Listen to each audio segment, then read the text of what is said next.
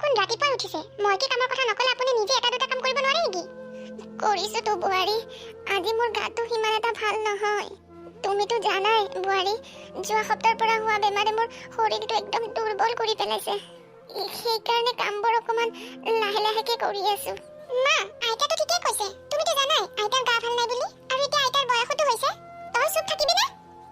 কিয় মনে মনে থাকিম তুমি খালি আইতাক বকি থাকা দেউতাই যে তোমাক কালি ক'লে আইতাক আপেল আৰু বেদনা দিবলৈ তুমি দিছিলা নেকি ইস আপেল আৰু বেদনা খাব এতিয়া বৰ একেবাৰে আইতা তুমি এতিয়া আৰু কাম কৰিব নালাগে তুমি এতিয়া মোক সাধু কথা শুনাবা বলা সেই যে ৰজা আৰু ৰাণীৰ সাধু কথাটো সেইটো শুনাবা বলা কি হ'ল সাধু কথা শুনাব এতিয়া বহি বহি সাধু কথা শুনাই ভাত খাব সেইটো ইয়াত নচলিব খাবলৈ হ'লে কাম কৰিবই লাগিব তই উঠিছ নে ইয়াৰ পৰা উঠ আৰু গপ বৰ মোৰ লগত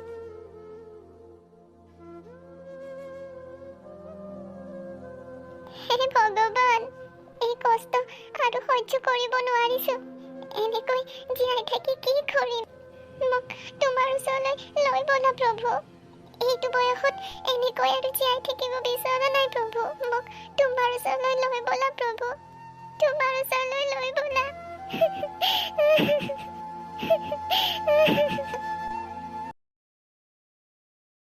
মা আপুনি কি এই খিৰিকীৰ ওচৰত বহিয়ে দিনটো কটাব নেকি অলপ বজাৰ যাওকচোন বহি বহি খাই খাই গাটো ফুলাই থাকিলে হ'ব নেকি অলপ বজাৰতো যাব পাৰে বজাৰত গৈ বজাৰ কৰিব পাৰে বাচন ধুব পাৰে কাপোৰ কিনি ধুব পাৰে অকলকে খাই খাই গাটো ফুলাই থাকিলে হ'ব নেকি দিনটো খাব আৰু ঘূৰিব ল'ৰাৰ পইচা আৰু কিমান দিন এনেকৈ বৰবাদ কৰিব কওকচোন দিয়া মা পানীৰ কলহতে দিয়া পানী ভৰাই লৈ আহোগৈ ল'ৰাটোক মানুহ বনাব গৈ এনেও গোটেই জীৱনটো শেষ কৰিলো তাতে আকৌ এতিয়া অকমান কাম কৰিলে কিনো হ'ব একদিন দেখাবলৈ আহিছে ঘৰলৈ আকৌ ঘূৰি আহিলেই বাচি যাওঁ পদুমী তই যে পানী ভৰাবলৈ কেলে আহিলি তোৰ গাটো দুৰ্বল দুৰ্বল যেন লাগিছে সৰলা তইতো জানই সকলোবোৰ ঘৰত যদি বহি থাকো তেন্তে বুঢ়াৰীয়ে সহ্য কৰিব নোৱাৰে জাননে সৰলা মোৰ ঘৰত একদম থাকিবই মন নাযায় কিন্তু সেই নাতিটোৰ কাৰণেহে বেয়া লাগে মোৰতো সেইটোও নাই আজি বোৱাৰীয়ে কি ক'লে জান কি ক'লে যে আজি বোলে মই ঘৰলৈ ঘূৰি নগ'লেই বাচি যায় তোৰ বোৱাৰীটো তোক কৈ দিছে কিন্তু মোৰ বোৱাৰী কেৱল মুখ ফুটাই ক'ব নোৱাৰে এইটোৱে পাৰ্থক্য জাননে পদিনী মোৰ কেতিয়াবা মন হয় আমি ঘৰত নাযায় বেলেগ ক'ৰবাত দুইজনীয়ে গুচি যাওঁ মনটো মোৰো যায় কিন্তু এই বৃদ্ধ বয়সত ক'তনো যাম আমি দুইজনীয়ে সৰলা মোৰ বুকুখন খুব বিষাইছে মই থাকিব পৰা নাই সৰলা খুব বিষাইছে কি হ'ল পদিনী কি হ'ল তোৰ এতিয়া মই কি কৰোঁ তই বচোন পদিনী বচোন চব ঠিক হৈ যাব মই সিফালে গৈ কাৰোবাক মাতি লৈ আহোঁ তোক চাগে হস্পিটেললৈ লৈ যাব লাগিব অকমান সহ্য কৰ পদিনী মই এতিয়া আহিছোঁ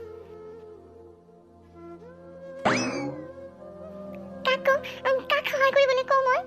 বাবা মোৰ লগত অকমান বলা না মোৰ বান্ধৱী এজনী খুব অসুস্থ হৈ পৰিছে তাইক চাগে ডক্টৰৰ ওচৰলৈ লৈ যাব লাগিব বলা না বাবা অকমান সহায় কৰা আমাৰ খুৰী মই বহুত দূৰৰ পৰা আহিছোঁ এতিয়া যদি মই আপোনাক সহায় কৰিবলৈ যাওঁ আপোনাৰ লগত তেন্তে মোৰ ট্ৰেইন মিছ হৈ যাব আপুনি বেলেগ কাৰোবাকে কওক সহায় কৰিবলৈ হে ভগৱান এতিয়া আপুনিয়ে কওক কাক সহায় কৰিবলৈ হে ভগৱান মই কি কৰোঁ এতিয়া কাক মাতো সহায় কাৰণে খুৰী কি হৈছে আপোনাৰ মাজনী মোক অকমান সহায় লাগে মোক সহায় কৰিবানে তুমি কওকচোন খুৰী কি হৈছে নিশ্চয় সহায় কৰিম আপোনাক মোৰ লগত অকমান বলা না মাজনী মোৰ বান্ধৱী এজনীয়ে হঠাৎ অসুস্থ হৈ পৰিছে তাইক অকমান ডক্টৰৰ ওচৰলৈ লৈ যাব লাগিব এই বয়সত মই অকলে তাইক লৈ যাব পৰা নাই ঠিক আছে আইতা মোক তেওঁৰ ওচৰলৈ লৈ বলক আহা মাজনী আহা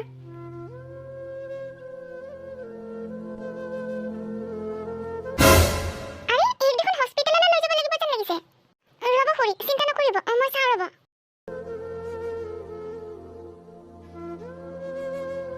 তই চিন্তা নকৰিবি পদিনী সকলোবোৰ ঠিক হৈ যাব খুৰী হস্পিটেললৈ লৈ যাব লাগিব বলক উঠাওকচোন সোনকালে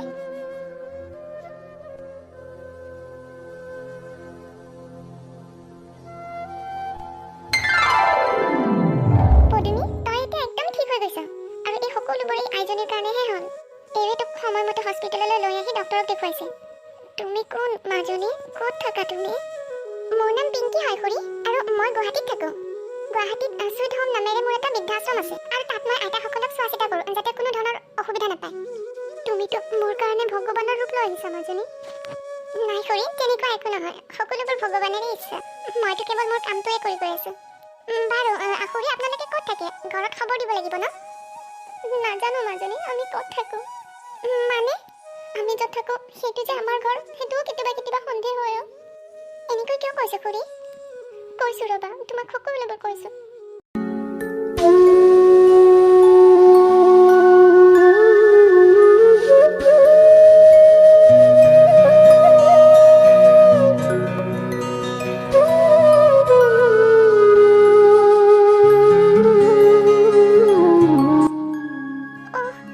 মানুহ ইমান নিষ্ঠুৰ কেনেকৈ হ'ব পাৰে? আপোনালোকে আমাৰ লগত থাকিব আমাৰ আশ্ৰমত? থাকিব দিবা মাজনী আমাক দুইজনকে? কিয় নিদিম খুৰী? আপোনালোকৰ নিচিনা বহুতো বয়সস্থ খুৰীসকল তাত থাকে। তেওঁলোক তাত ভগৱানৰ কাৰণে প্ৰসাদ বনায়, পূজা কৰে আৰু সকলোৱে হাঁহি ফূৰ্তিৰে একেলগে তাত থাকে।